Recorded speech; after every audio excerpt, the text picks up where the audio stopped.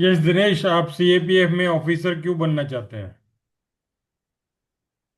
Sir मैं जिस state और जिस एरिया से हूँ वहाँ पे एक फौज में जाने का बहुत कल्चर सा है। और जब मैं ट्वेल्थ में भी था तो मैंने अपने कई सीनियर्स को एयरफोर्स और नेवी में एयरमैन और सीमैन बनते हुए देखा है। ठीक तो है। मैं भी ट्वेल्थ तक आते आते मन बना चुका था कि मुझे भी फौज में ही जाना है। लेकिन उस ओके। वक्त तक केवल मैं जो सोल्जर लेवल की जो एंट्री उनके बारे में ही अवेयर था, ओके। क्योंकि हमारे गांव से ना ना मेरे आसपास मैंने किसी को ऑफिसर बनते हुए देखा नहीं था। ओके। तो मैंने ट्वेल्थ के बाद एयरमैन सीमैन बनने के लिए ट्राई किया, लेकिन उसमें मैं सफल नहीं हो पाया। फिर ग्रेजुएशन के दौरान मुझे ऑफिसर्स एंट्री के बारे में पता चला। उसके बाद से ही मैंने सारी की सारी ऑफिसर्स जो ग्रेजुएशन एंट्री होती हैं, चाहे सीडीएस हो एफकेट हो, वो ट्राई किया। और सीएपीएफ में अपना मेन फोकस रखते हुए इसको भी टारगेट किया, ओके। क्योंकि हाउ मेनी टाइम्स मैं इसको हाउ एक many times job. You have appeared for interview for CAPF so far? अभी तक कितनी बार सीएपीएफ का नो इंटरव्यू दे सर, चुके हो? This is my first time sir. Okay, good. और सीडीएस में कितनी बार अपीयर हुए? Sir 3 times. ओके। तो आपको क्या लगता है कि सीडीएस में आपकी कहाँ कमजोरी रही? सर एसएसबी इंटरव्यू में मैं स्क्रीन आउट और कॉन्फ्रेंस आउट हो चुका हूँ। मेरा इंटरव्यू क्लियर नहीं हो पाया। ओके, नहीं, आप क्या समझते हैं कहाँ पे कमी थी? अपनी कमी बताइए ना। ओके सर, एक तो ये कमी हो सकती है कि मैं थोड़ा इंग्लिश बोलने में उतना फ्लुएंट नहीं हूँ। लाइक कम्युनिकेशन मैंने काफी स्किल्स। कुछ कवर कर लिया है। मैं communication 80 skills. Okay, number one. Number two? या और मैं उसका काम भी कर रहा हूँ। मैंने 80% तक अपनी इंग्लिश को बेटर कर लिया है और मैं इस पर वर्क कर भी रहा हूँ। चलो नंबर ठीक टू, है। लाइक लास्ट एसएसबी इंटरव्यू मैंने अप्रैल में दिया था, वही लास्ट मंथ ही, एफ कैट का। तो मुझे लगता है कि मे बी साइकोलॉजी टेस्ट तो मेरा अच्छा ना हुआ हो, क्योंकि पर्सनल इंटरव्यू और जीटीओ काफी अच्छा हुआ था। चलो ठीक है, ओके। आप भरतपुर से हैं, राजस्थान से। भरतपुर के बारे में बताइए कि भरतपुर के बारे में क्या क्या जानते हैं।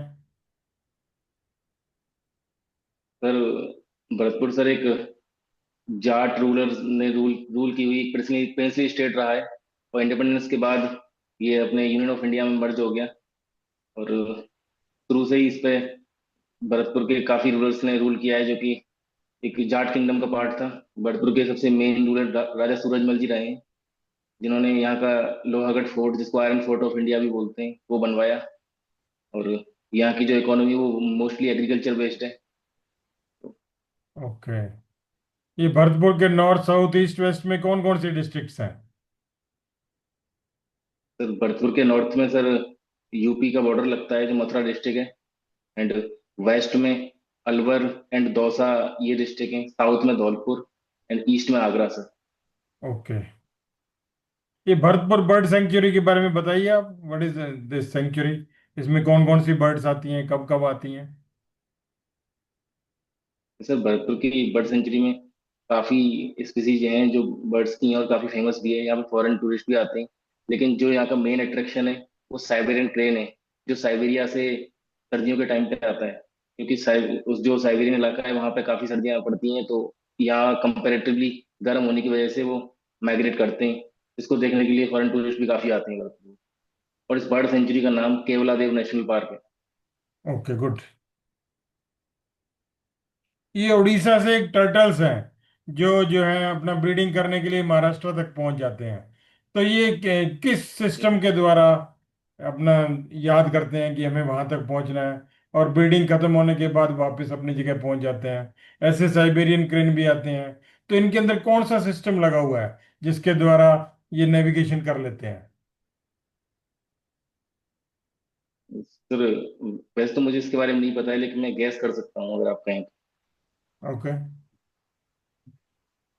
तो। मेरे हिसाब से ये एक लाइक पास्ट एक रूटीन की तरह है। जैसे कभी जो उनके ग्रुप में उन्होंने कोई रूट खोजा हो, और फिर एक कल्चर बनता गया होगा कि जैसे साइबेरियन क्रेन है, वो एक बार आना शुरू किया, फिर हर सीजन उनके साथी और साथ में आते रहे, तो एक ओके। रूट बन जाता है। इस तरह हो सकता है कि खोजा उन्होंने। इसके बारे में पढ़िए, आप पढ़िए। Ridley turtles yes sir, I will और read cyber out. Cranes, how they come, how they navigate, पढ़ाई कीजिए, आप गूगल पे सर्च कीजिए। Okay sir, I will read about it. Okay.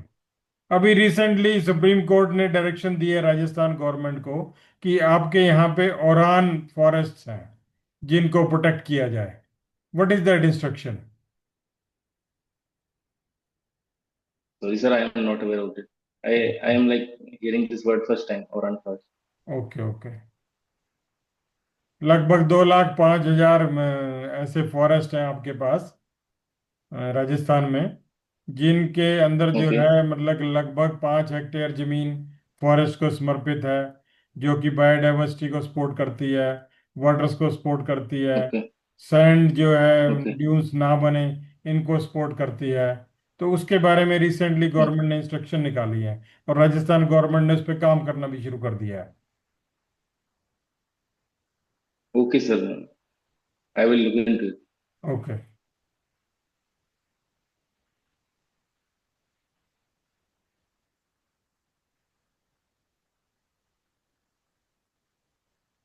Rajasthan के कौन कौन से डिस्ट्रिक्ट पाकिस्तान के साथ बॉर्डर डिस्ट्रिक्ट के रूप में लगते हैं?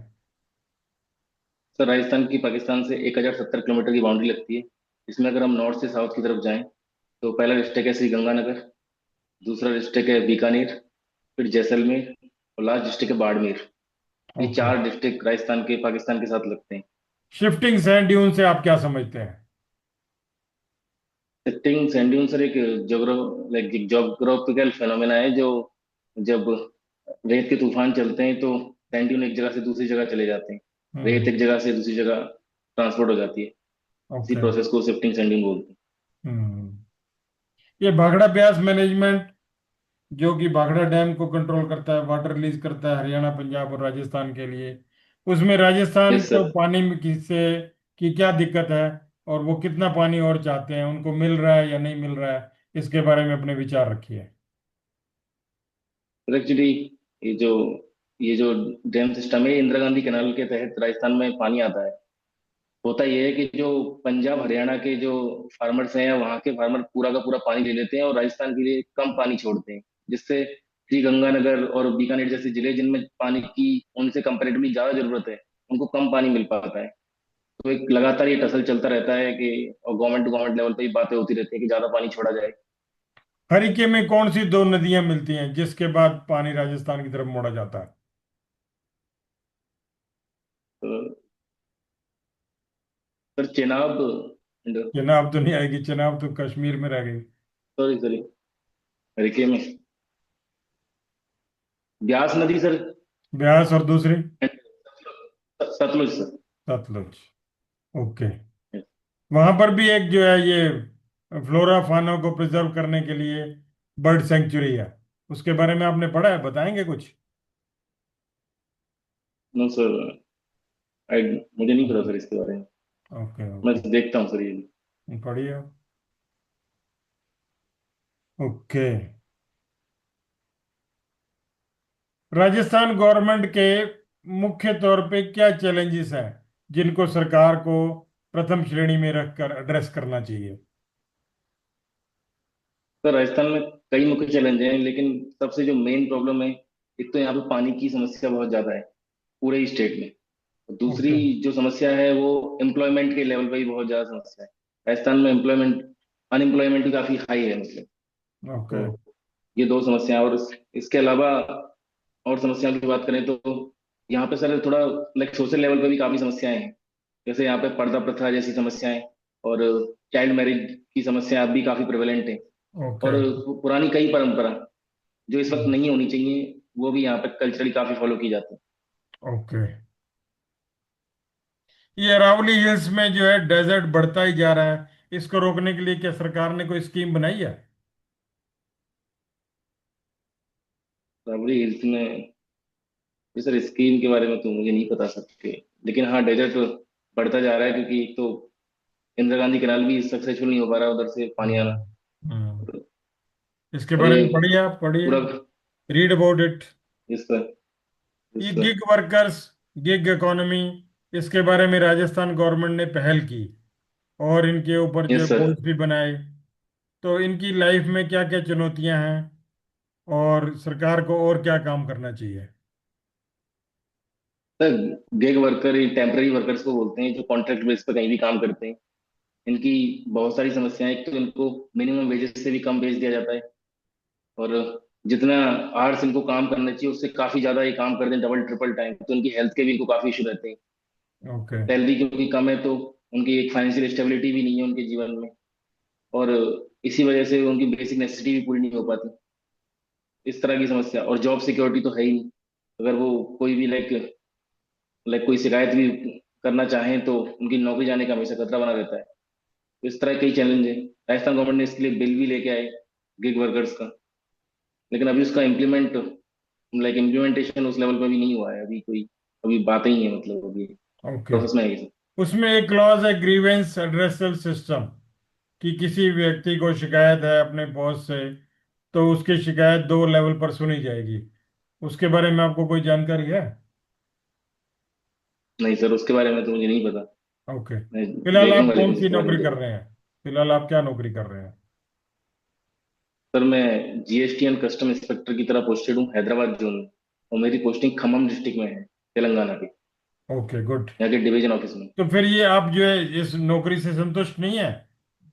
आप सीएपीएफ में क्यों आना सर चाहते ये नौकरी काफी अच्छी भी है, और एक्चुअली मैं बहुत थैंकफुल भी हूँ इस नौकरी के लिए, क्योंकि इसी नौकरी ने मुझे फाइनेंशियल स्टेबिलिटी दी है। लेकिन हैं? क्योंकि मेरा शुरू से जो लक्ष्य था वो आर्म फोर्सेज में आने का था, इसको ओके। केवल मैंने इसलिए ज्वाइन किया था कि एक रेस्पॉन्सिबिलिटी काफी आती जा रही थी मेरे पास फाइनेंशियली, और क्योंकि मेरे पापा भी किसान हैं तो मुझे उनको एक सपोर्ट करना था।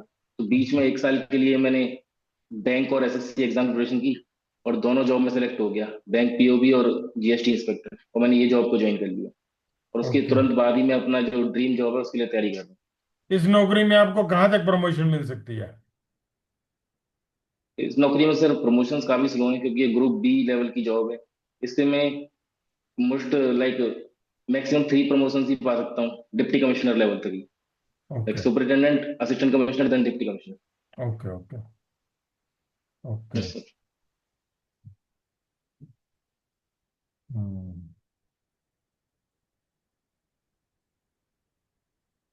आपका एक टेस्ट है gardening. Yes sir.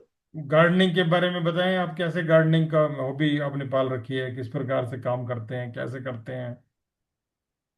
Yes sir. Sir जो जो कि हमारा गांव में जो घर है, उसके आगे काफी बड़ा ग्राउंड है, जिसके बीच में एक किचन गार्डन टाइप का बनाया हुआ है, जिसमें मेरी हॉबी, मेरी जो मेरी माता है उनके साथ काम करते हुए मैंने डेवलप की है। जब भी वो कोई काम करती हैं तो बहुत बेसिक चीजें जैसे खीरे, टमाटर, और इस तरह की जो लौकी की बेल है, इस तरह के उगाते हैं, और कुछ फूल जैसे गेंदा का फूल, चमेली का फूल, इस तरह उसमें उगाते हैं। तो मैं उनके साथ काफी काम करता हूँ और मुझे अच्छा भी लगता है, इसलिए गुड। मैं इसको अपनी हॉबी मानता हूँ। ओके। ये जेनेटिकली मॉडिफाइड क्रॉप से आप क्या समझते हैं?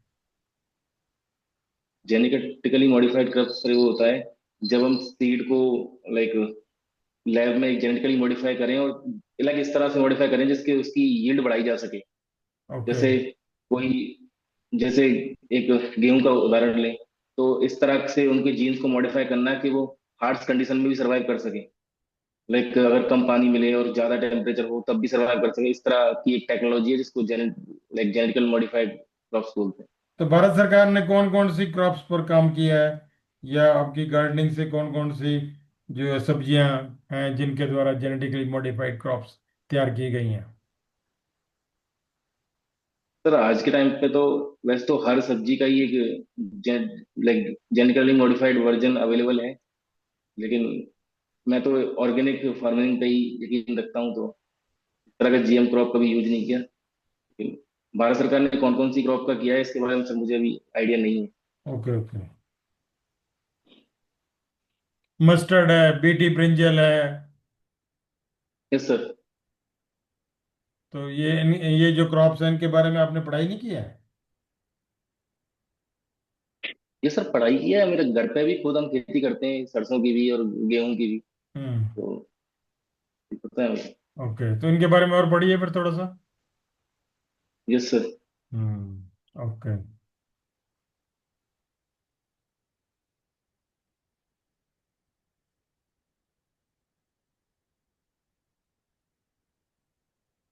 अभी पिछले दिनों भारत सरकार को ऑपरेशन सिंदूर करना पड़ा, ठीक है?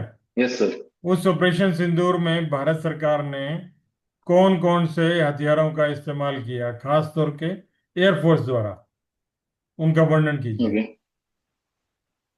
सर, एयरफोर्स के द्वारा सर, जाहिर है कि जितना उन्होंने अपनी प्रेस ब्रीफ में बताया है मुझे उतनी जानकारी है। जैसे नेचुरली उतनी होगी, एक, उससे ज्यादा तो होगी नहीं। यस सर, एक्चुअली न्यूज पे कुछ ज्यादा ही जानकारी आती है तो मुझे लगता नहीं कि वो सच है। लेकिन जैसे मिसाइल्स के बारे में करें तो प्रिसाइजन स्ट्राइक करने के लिए स्कैल्प मिसाइल और हैमर बॉम्ब का इस्तेमाल भी किया गया है। और जब पाकिस्तान की तरफ से रिटेलिटरी एक्शन आया तो उसके अगेंस्ट में हमने S-400 और आकाश तीर एयर डिफेंस सिस्टम का भी इस्तेमाल किया। तो और फाइटर एयरक्राफ्ट के तौर पे सुखोई, क्योंकि ऐसा बोला जा रहा है कि ब्रह्मोस मिसाइल भी यूज की है, तो हो सकता है कि सुखोई का यूज किया हो उन्होंने, और राफेल फाइटर जेट का भी यूज किया हो। ओके। ओके। ये भारत सरकार ने ऑपरेशन सिंदूर के उपरांत अभी जो है लगभग 23 या 25 30 कंट्रीज में अपने नुमाइंदे भेज रखे हैं। ये नुमाइंदे क्यों भेजे हैं? Yes sir. तो ये नुमाइंदे सर एक डिस इन्फॉर्मेशन वॉर को लाइक टैकल करने के लिए भेजे गए हैं, जिससे एक सही नैरेटिव भेजा जा सके और पाकिस्तान को इंटरनेशनली एक उसके ऊपर प्रेशर क्रिएट किया जा सके कि किस तरह से वो टेररिस्टों को अपने अंदर शरण देते हैं, और इंडिया में जो टेररिस्ट एक्टिविटी होती है उसके पीछे पाकिस्तान जिम्मेदार है। उसके लिए एक MPs की टीम बनाई है जिसको डिफरेंट डिफरेंट कंट्रीज में भेजा गया है। ओके। ओके। ओके। ठीक है। आपकी प्रथम चॉइस CASF है, जबकि आप यस आर्मी सर। में भी जाना चाहते हैं, एयरफोर्स में भी जाना चाहते हैं। तो प्रथम चॉइस आपकी जो है BSF होनी चाहिए। राजस्थान में आपको 4 बॉर्डर डिस्ट्रिक्ट पे नौकरी करने को भी मौका मिलता। तो प्रथम चॉइस BSF यस क्यों सर। नहीं है? सर, BSF मेरी प्रथम चॉइस तो नहीं, लेकिन स्टिल मेरी चॉइसेस में है।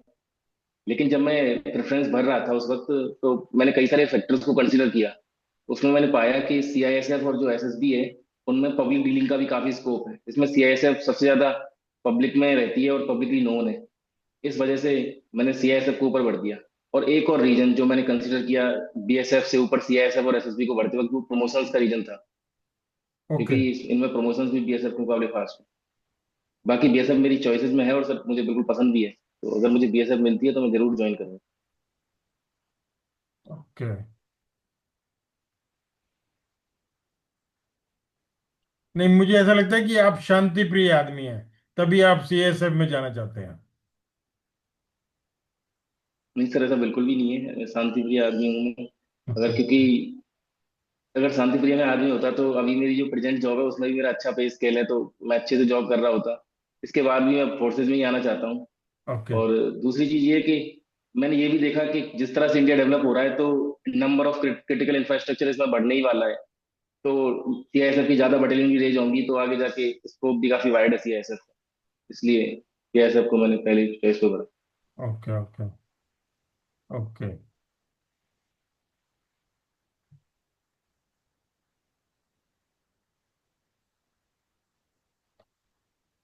सपोजिंग आप BSF में कंपनी कमांडर हैं गंगानगर डिस्ट्रिक्ट में, बॉर्डर पर यस तैनात है। सर।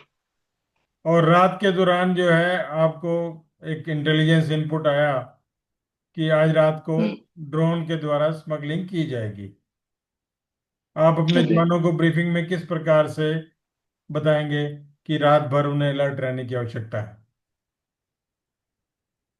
ओके सर, पहले तो मैं जैसे कंपनी कमांडर हूँ तो मैं सभी प्लाटून कमांडर्स को बुलाऊंगा, उनको इसके बारे में ब्रीफ करूंगा और उनसे बोलूंगा कि आप अपने अपने जवानों को इसके बारे में जरूर बताएं। और अगर जो भी हमारे पास उस वक्त एयर सर्वेलेंस सर्वेलेंस सिस्टम या ड्रोन मॉनिटरिंग का सिस्टम जो होगा उसके थ्रू मैं उनको अलर्ट करने का बोलूंगा।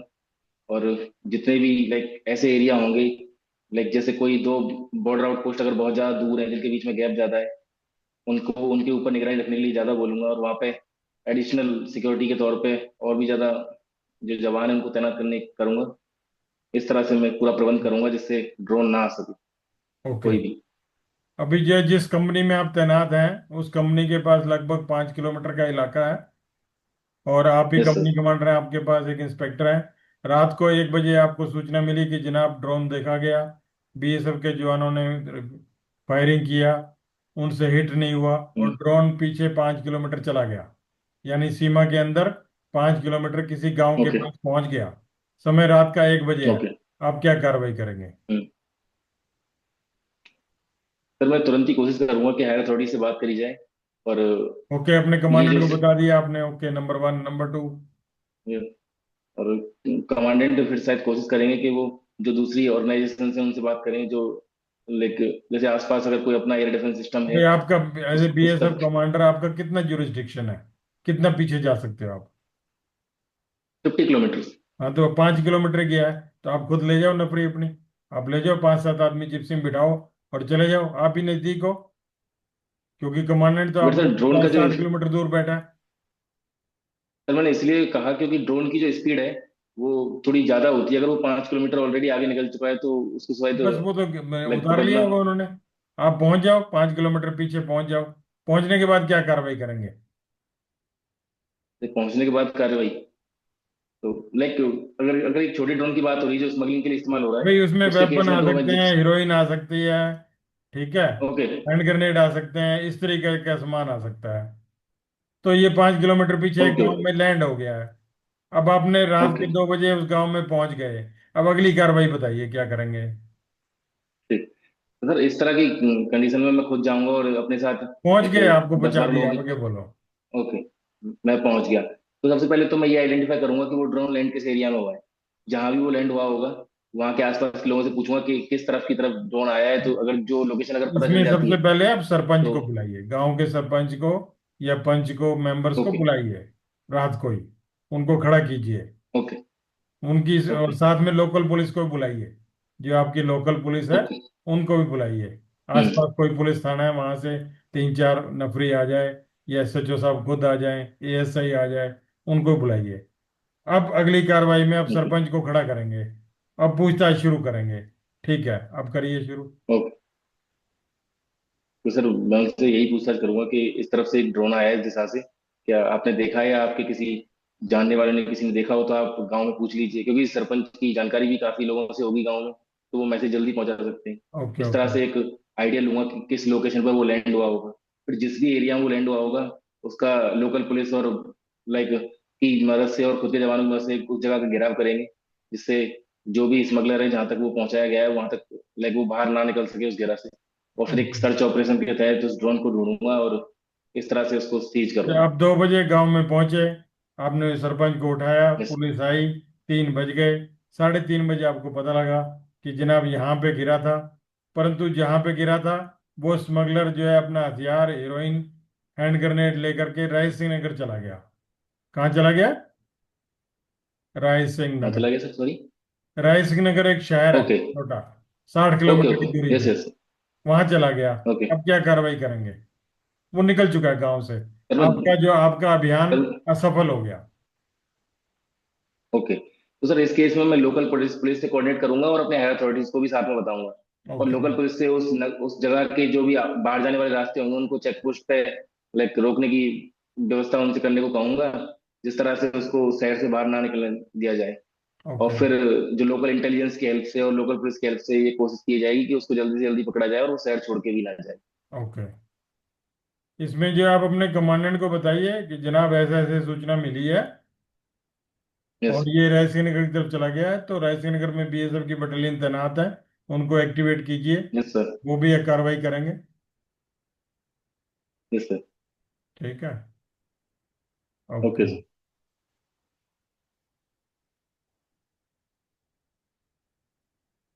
अब जो है आपको कुछ नहीं मिला, आप शाम के सवेरे 5 बजे वापस कंपनी में आ गए, तो अब आप जवानों को क्या यस बोलेंगे? सर। अपने जवानों को कैसे संबोधन करेंगे? सुबह सुबह एक जवान इकट्ठे कर लिए आपने, 6-6:30 बजे, उन्हें क्या हम्म। बताएंगे, कैसे बोलेंगे उन्हें, बताइए। लाइक पहले तो मैं सब जवानों से मिलूंगा और उनको इसके बारे में बताऊंगा कि ऐसा ऐसा हो गया है कि ड्रोन जो है हमारे हाथ से निकल चुका है। और फिर इस बारे में व्यवस्था की जाएगी कि लाइक जो भी प्रयास होंगे कि अगली बार से ऐसा ना हो, जिस जगह से वो ड्रोन गया है मतलब कोई ना कोई जो भी सिक्योरिटी गैप हुआ है उसको फिल करने की कोशिश की जाए, जिससे ओके फ्यूचर में ऐसी कोई चीज ना हो। इस तरह की ओके मैं उनको ब्रीफिंग दूंगा। ओके। सबसे पहले उन्हें शाबाशी दी जाए कि उन्होंने स्पॉट किया, उन्होंने आपको एक्टिवेट किया, यस सर। आप जगह पे पहुंचे, आपको नहीं मिला, कोई और पकड़ लेगा, हमें क्या फर्क पड़ता है। आपके रायसी नगर की टीम हम्म। पकड़ लेगी, ठीक है, जहां यस मर्जी सर। भाग ले, पुलिस पकड़ लेगी, कोई आर्मी पकड़ लेगी, ओके सर। इंटेलिजेंस एजेंसी पकड़ लेगी। तो पहला है, आपने मोटिवेशन करनी है जवानों की कि you have done A okay good sir. Job. जवान चाहते तो ना फायर करते, चुपचाप जिस जवान ने देखा है वो सोचता जाने दो, अपने क्या जरूरत है फायर करने की, कुछ पता नहीं यस लगेगा। सर। नहीं, बात समझ में आई? Yes sir. Yes sir, I got That it. Jawan needs to be motivated and given reward for targeting the drone, although it did not hit. Yes sir. Yes sir. And this information, spread of information is more important. Catch, we can catch after 2 days, 3 days. There is no problem. Okay. Yes sir. Okay, चलो इसको बंद करते हैं interview को, then we'll talk. Thank you. जय हिंद।